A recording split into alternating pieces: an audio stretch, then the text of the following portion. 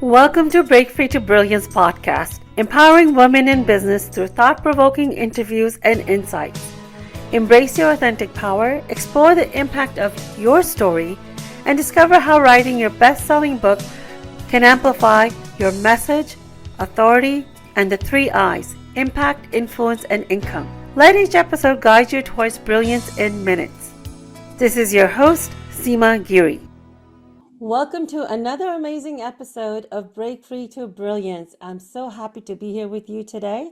This is your friend Seema, and we are doing our author series for our Power of Community book, our latest #1 international best-selling book. And today I have with me our co-author, Sherry DuFault. So excited to have her here. Welcome, Sherry. Okay, so before we get started, we are going to do our grounding exercise, combining our heart chakra and our crown chakra. So just be comfortable in your seat, and if you're driving, you can do this with your eyes open. Okay, so just sit comfortably in your chair, let the chair cradle you, and just close your eyes and take a deep breath in and exhale. With every exhale, I just want you to let go of things that you don't need to do right now. I promise you they'll be waiting for you after we're done. Taking another deep breath in and exhale. Now I want you to bring your attention to your heart. You can even put your hand over your heart to bring your awareness to that. And just breathe it in and feel it pumping. Feel it beating. And have that appreciation for your heart that it does this without you having to say anything. And with the next breath in, I want you to bring in a happy thought, a moment in your life, and it could be any time, including today, a joyous moment that you really treasure. Once you have that thought, I want you to relive that moment as if you're living it for the very first time. Feel the joy, the bliss. Remember the smell, the aroma. Maybe you were with family or friends, or maybe it was a time for yourself to rejuvenate and relax. And just feel that amazing, blissful feeling in your entire body. Embody that. With your next inhale, I want you to bring in your awareness to the top of your head, to the crown chakra. And this time, I want you to think of another happy moment. Again, it can be for any time period in your life, including today. And relive that moment as if you're living it for the very first time.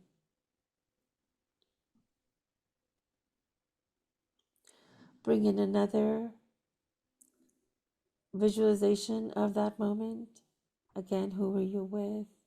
Remember the laughter, the smell. Maybe you're having dinner with friends. And just feel that in your body. And with your next inhale and exhale, I want you to lock that feeling in your body right now. And I invite you to be open to hearing what you're going to hear from us today. It might be a message for you, but it might be a message for someone else that you know, but they need to hear it from you. So be open to new perceptions, to new ideas. And I invite Sherry and I to be also 100% in the present, in this moment now, along with you, our dear listener. Be in the present, in the moment, and be open to the unknown gifts we're about to receive. And with your next breath in, I want you to open your eyes with a great big smile.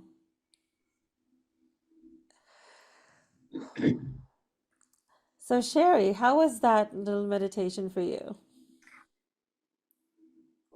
First, I have to unmute. Thank you so much. That actually reset. I've had a crazy day, and now I'm just here. And one of the I cried at one of them, and it was a moment on the cruise where we all decided we were going to do this book. Oh, So yeah. thank you. That was awesome. Oh, you're welcome. I love doing that just before because it just brings us, it connects all of us and it brings us together and it just opens up to possibilities. Not to mention that we feel so much more relaxed. Okay, so before we get this amazing interview started, let me introduce you to Sherry DuFault formally. So Sherry, it says that life isn't about finding yourself, it is about creating yourself. Sherry helps people reimagine and shape their lives to bring joy and vibrancy. She also helps clients identify and utilize their strengths to move forward. Sherry's ultimate goal is to help people make life changes with confidence, courage, and creativity. And I can vouch for her that she does an amazing job with that. So, Sherry, we are here to talk about the Power of Community book. First of all, let me congratulate you for being a number one international best-selling co-author. How does that feel to have that new title? It's actually one of those dreams that until I found a community of like-minded women and really, really dove in, that I did not think was possible. Mm, Who am I, right? I mean, who would want to hear my story? That kind of inner language, which is really what I have identified as my message, and one of my gifts is to talk about those fraud feelings and the lies that we tell ourselves when there's no one else about to challenge that. And mm, what I found in that community, of which you're one, is I found people who actually believed vocally in me and made me feel safe and comfortable enough to do something that was really, I had no idea what I was doing. I put myself in your capable hands and believed what my friends said and just went, okay. And it turns out that it was a very important story that I had to tell for me. mm. I didn't even realize that until I was finished. That whether anyone else reads it or not, please do, because it's beautiful. I needed to write it just to verify with me where I was. That you bring up such an important point, Sherry, and majority of my clients and majority of women, I believe, also feel this way, that who am I to write a book or who am I to share my story? So can we talk a little bit more about that? How did you move from there? I know you did one thing which I also did several times when I initially started was borrow other people's belief until I stepped into that myself. Can you share a little bit about how that journey was for you and how did you cross that to where you started believing in your own story as well? Well, yeah, I would love to, because that's the memory that I got during the meditation and why I started crying. Because when you read the book, you'll know that 28, 30 of us women went on a 10-day cruise together. And I went on this cruise because I believe in the leader of the group. Um, Maybe one or two people of that group I had ever met. I knew some of them from Zoom, but other than that, and I have had worked 25 years really on a concerted, focused level on improving me and getting rid of things that didn't serve me anymore. And the cruise was a test. It was a test cruise. Absolutely terrified out of my mind. Number one, I've never cruised before, and I thought, well, I could be claustrophobic, who knows what. Mhm. Number two, I had always identified myself as someone who did not do well with other women. It Oh. made me crazy. That was my story that I told me, um, which is interesting because one day I'm reviewing that story and I'm looking at what I do and who I do it with and who is on my contact list and who I rely on and who I go to and who keeps my wheels rolling and my brain from exploding. Every single one of them, there wasn't a man in sight. Every single one of them was a woman. I had to go, well, oh, wait a minute. Anyway, And I can do well with women. Okay, that's interesting. I feel like if that's my whole community, I better start figuring out how to do that.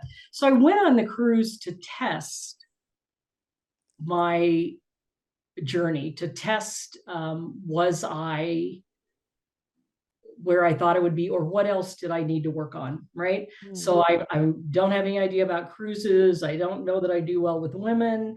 I don't like small enclosed spaces. I do not room with other people. Um, and I'm walking on board a ship, which I cannot get off of, where I'm rooming with a stranger. I'm going to spend 10 days in small enclosed rooms with women I don't know, talking about our deepest, ickiest secrets. No, anyway. And so I was just, uh, uh, I had concerns. Sounds like faith to me.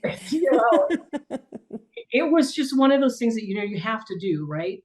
Because I was very safe. It's easy to be what I thought I wanted to be when you're always on a Zoom call. Yeah. You can go off camera, you can mute, you can walk out, you can whatever. Nobody really ever tests you. But when you're in activities in person, it's a little harder to disappear. Yeah. And I needed not to disappear. And I needed to know that I was not the woman of my past, which was very authoritative. I'm a baby boomer. I believe in being directive. I have a rather male personality, and I just as soon you shut up and do it the way I want you to. And I've been working really hard to fix all that, right? And to be collaborative.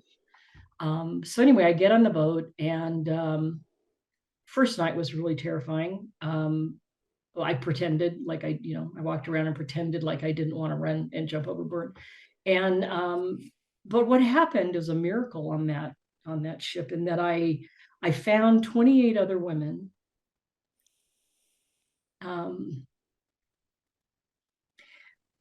who allowed themselves to be vulnerable, and because of that, created a safe space for everyone, right? Because it's really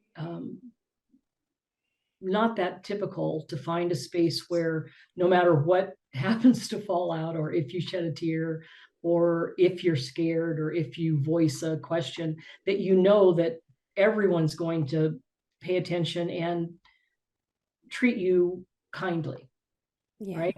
No one's going to laugh at you.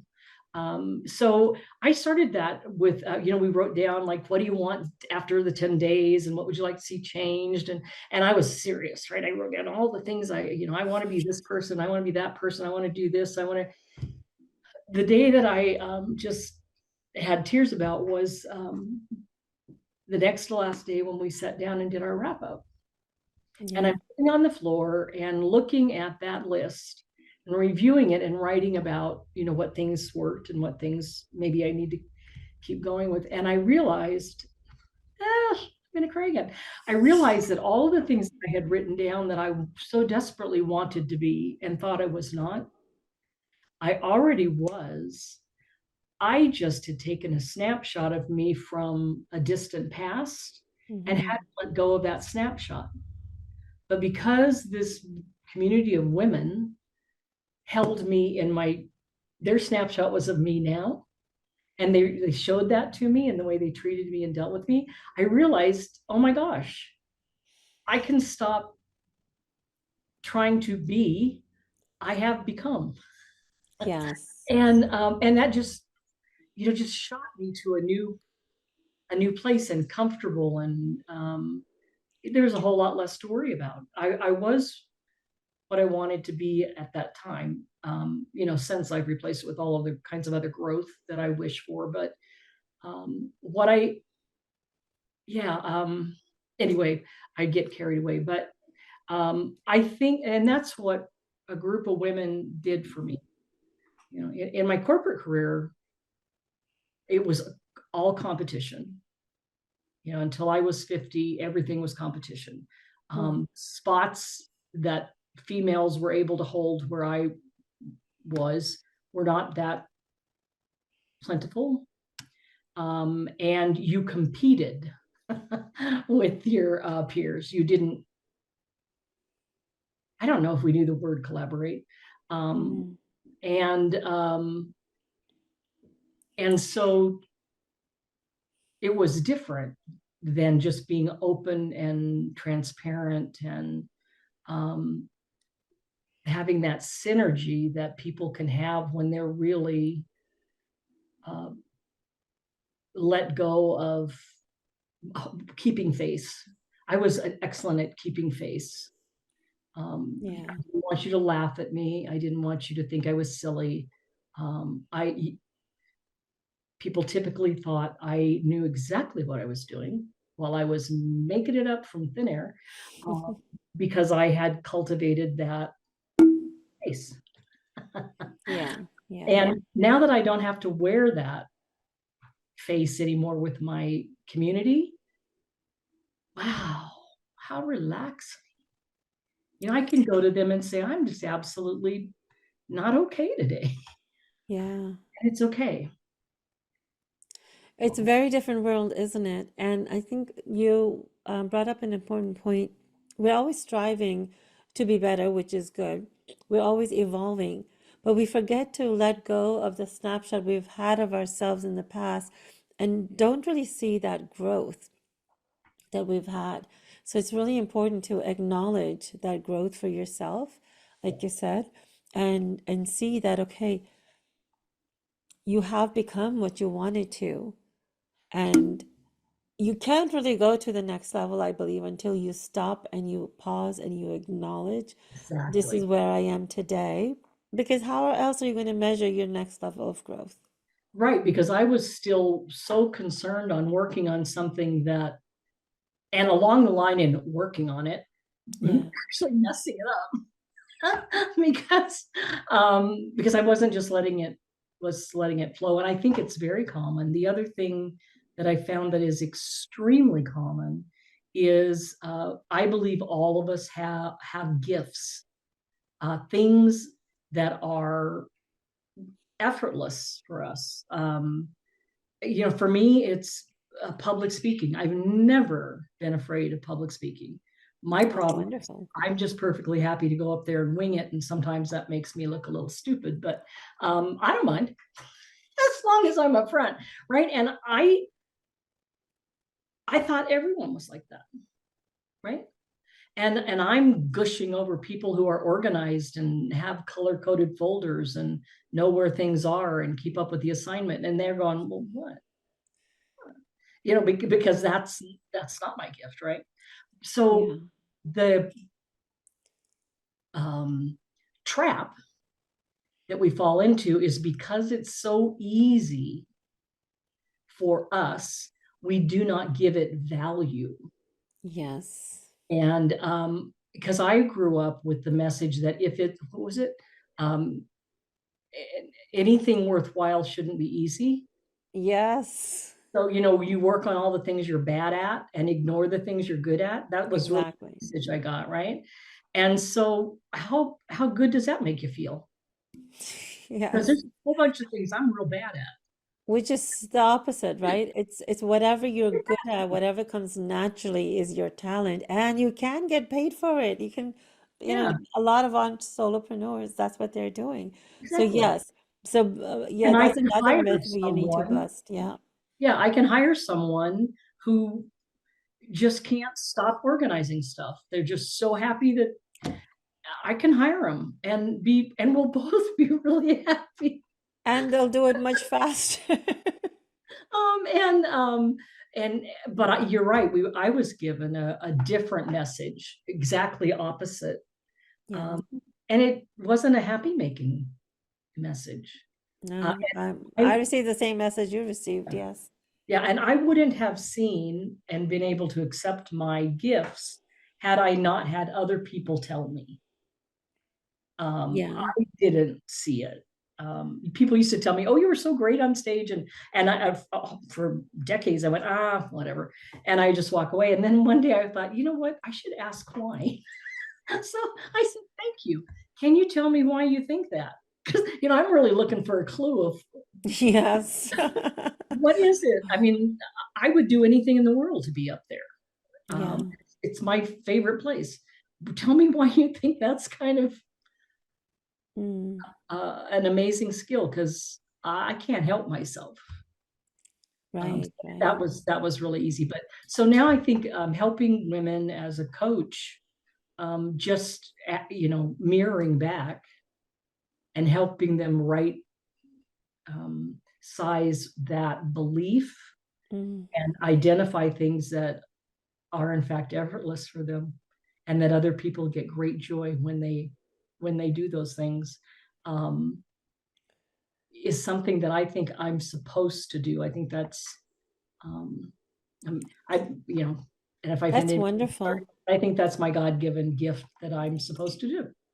That's wonderful that you recognize that and you believe that. I think, I love interviewing. I love doing podcasts. I love helping people write their books and share their stories. I really enjoy that, Yep. but I still wonder from time to time, what is that key skill that I have? Like you're saying, what is my gift? What comes easily to me? Um, and I'm still, that little voice keeps popping in, that if it comes easy to you, it doesn't have any value, like what you were saying, because that's how we've been raised. You have to be successful, you have to struggle, so Yeah, and that's another interesting thing, that successful label. yes. Um, I redefined that very radically last year, because I was holding successful by other people's definitions, Mm. and I didn't even realize it.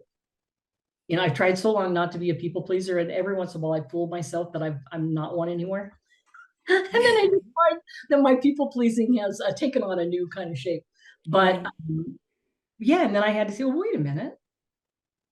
Being the richest person on my block, okay, whatever. Um, why am I pushing for that when it doesn't appear that that's making me happy? So what is it Right. I really want? And then I realized, oh, it's different, right? And I learned that again by hanging out with women who are asking the same kinds of questions. Like, who wrote that rule? Well, Exactly. typically it was me. And so then I have to ask, well, why is it still in the book? Because it's a stupid rule. You can change it.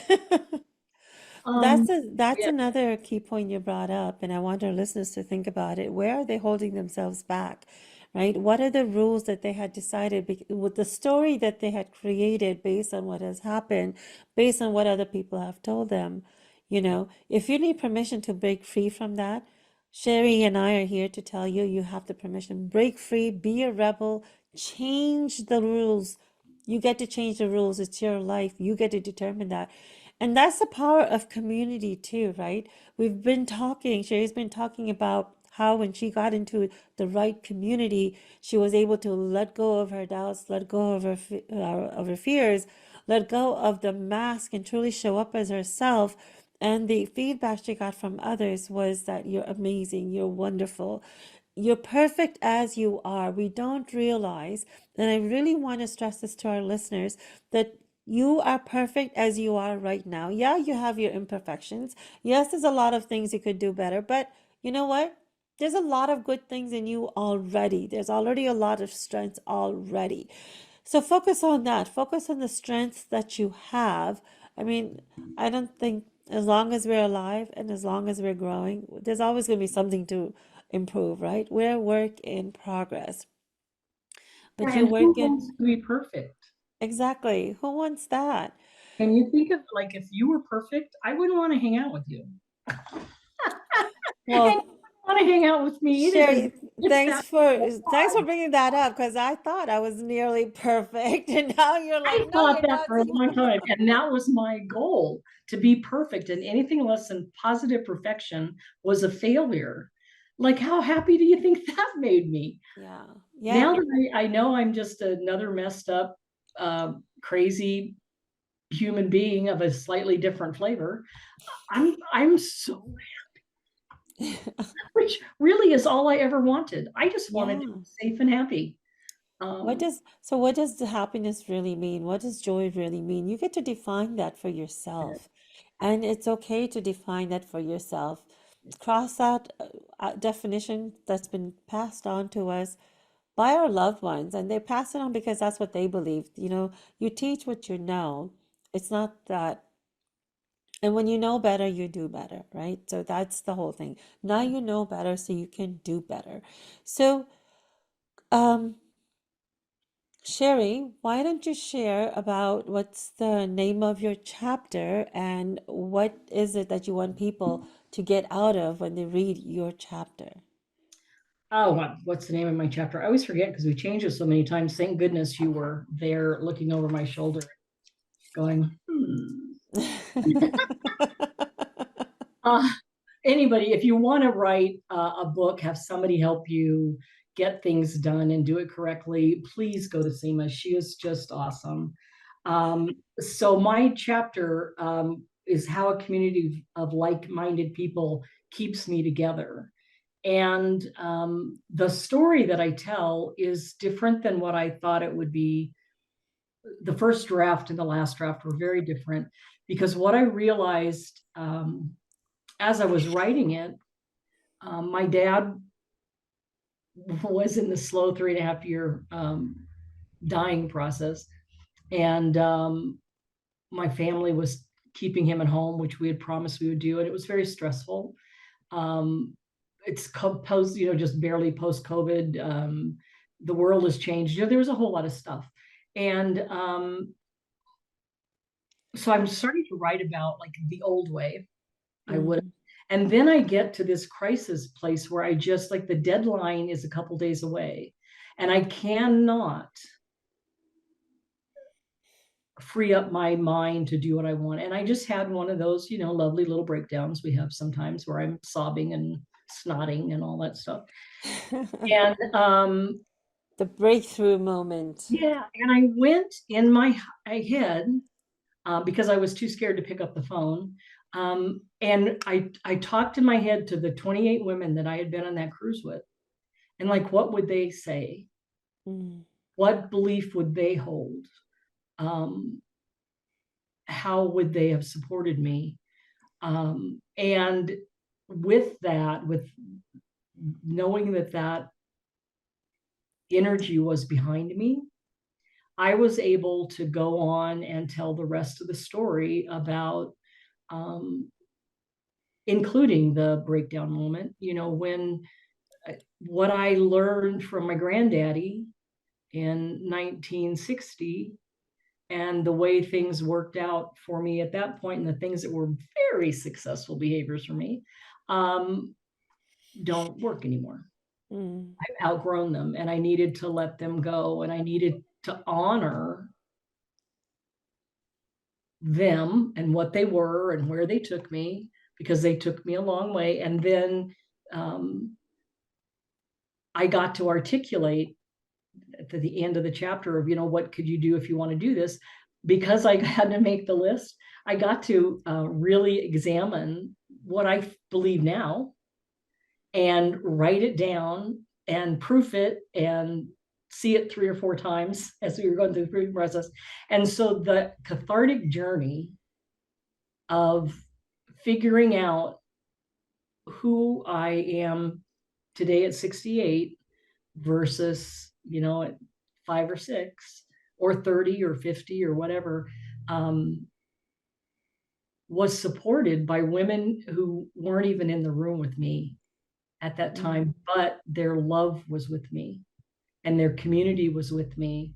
And had I picked up the phone, I did later, but each and every one of them would have helped me through that crisis. And Definitely. Yeah. in the first 60 years of my life, I did not have that. I did not have that because I pushed it away because I had to be in charge. And I had to always be right. And I had to not look foolish at all costs. It's a very lonely, lonely place to be. So that's what my chapter talks about. I feel like I'm more authentic now. I'm certainly a lot more relaxed. Um, I'm not trying to be a normal person anymore, which I tried for a while because I'm not normal. And I what is normal? hell knows, but I thought that, it's all those people who looked like they were just happy doing their drudgery. I'm Mm, not happy. I'm different. I'm weird. Some people just adore me. Some people pass me by, and that's good. That's fine because that's the way it is. But if I'm me, then I suddenly get to bond with all of the other like-minded, helpful people that are supposed to be in my life, yes. and I frighten away the ones that we aren't helpful to each other. And that, I think, is how it's supposed to be. But when you're, a card carrying perfectionist people pleaser, you just want them all to love you. Exactly. And I'd like to just point out a few important things that you just said, Sherry. I hope, I really want to make sure our listeners capture that. One, you said that the successful habits that worked for you in the past are no, you've outgrown them and you had to let go of that. It's so, we are, habits of creatures of habit. And we think that, okay, what's worked and got us success in the past is always going to get to that. It's always going to get us there, which isn't true because you were a different person at that time and today you're a different person. So things are going to change. You're doing different things. So that means new habits need to be there for you. And sometimes we have a hard time letting go. It's like, we've always done this. It has carried me so far. But it's so important to recognize that, those habits no longer will work because you're a different person, you're in a different environment doing different things. So it's okay to let go, just like we upgrade to our new iPhone every year. The old phone is working. We're only using it for texting and watching videos anyway. How much could a new phone, how much better can it be on a new phone except be a little bit faster, right? We're embracing technology so we can embrace new habits. The other thing you had said was that in order to be successful, in order to be in charge, you felt like you had to be alone. You pushed everyone away. You didn't have the community. And you're successful today too. Success doesn't mean that you have to be alone and you can't have a community around you. You can always build, and community doesn't have to be 100 people.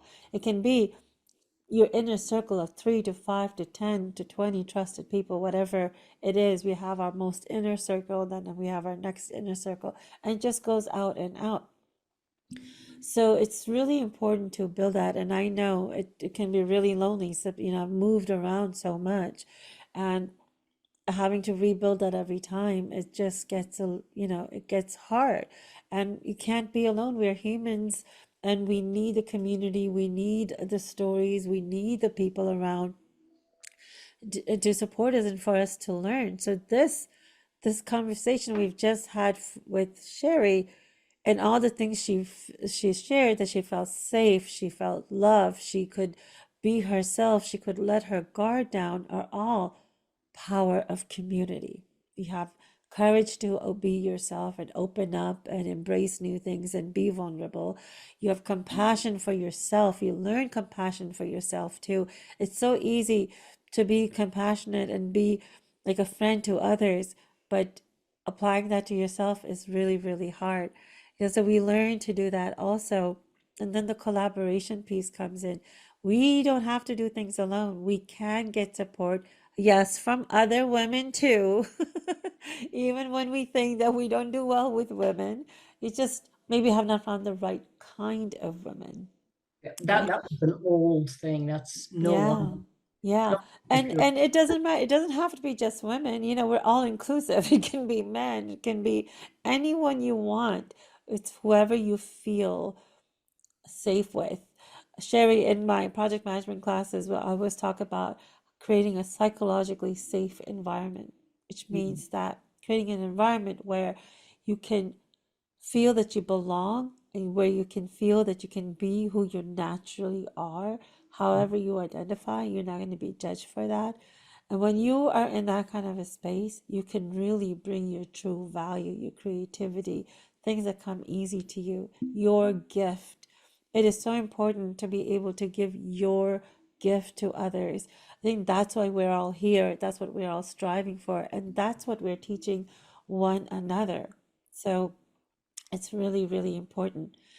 So, Sherry, what would be one of the one suggestion or one tip that you can give to others to create their vibrant life and to create their community? One. Strangely enough, the thing that comes to mind mostly is that to remember that just because you want to change something does not mean you were wrong in the past. It was simply a different time with a different need than what you have now. So the fact that you want to do something differently does not in any way mean that you did it incorrectly previously. Um, that has sometimes held me back because I didn't want to admit I was wrong. Mm. Um, and then that shame and all that stuff comes up as which is not helpful. But to know that change is just we grow up. Well, yeah, maybe we do. I'm fighting it hard. Uh, our You ancient evolve if you don't grow up, at least. fight it every inch of the way. That's a beautiful advice, beautiful tip. Yeah, just because you need to change something does not mean in the past you were wrong. You just need to, you're evolving. You're a different person, different time. Now, Sherry, so you've had this beautiful experience of writing your book, and you've certainly evolved. You shared how cathartic it was. There's so many people that have had their story, their message in their heart that they want to share. And there's so many people that have had an amazing journey, transformational journey that they want to share, yet something keeps holding them back from stepping into that. What advice would you have for people that are in that state? Ooh, that's a good question. Examine what you're afraid of. Um, I my most things that we do not do stem from a fear of some sort. And I found that if I dwell on that a little bit and take it out and examine it, and especially when I share it with someone else, it loses its power when it's in the light. Mm-hmm. And sometimes we're afraid to admit something, or the story might have been extremely a difficult one. I've had some of those too, and it is you did things that you would not now do. And so it's a little embarrassing to maybe state that you were kind of cray cray for a while. Um, Mm-hmm. but just look at that and examine it a little bit, and find someone you trust to talk it out with. It may be something like my story. It turns out after I was done, I realized I really, really, really needed to tell that. And it really had nothing to do about whether it was in a book or not in a book, or it was that I needed someone like you to help me through the process and guide me so that I could give voice to things I didn't know how to give voice to before. Mm-hmm. So examine your fear, find someone to talk to about it, and then find yourself a professional to help you do whatever it is you want to do. Because your fear may be really a technical one. Um, Yeah. and I don't want to learn how to do what Seema does. I that doesn't Yeah. hit any of my buttons. but I love to work with Seema. And that's the power of community, right? We both have different gifts, and together they're a lot of fun. Definitely, yes. Great advice. So, Sherry, show us your book and let us know how we can get your book and how we can get in touch with you. So my website is vibrantlyalive.net. You can go there, and I don't have my button up yet to actually order the book. That's going to be coming in about a week, but you can always make a little chat session with me, and I would be happy to get you a copy of the book, and it'll be coming in about a week on the button. You can also see what services I offer at vibrantlyalive.net.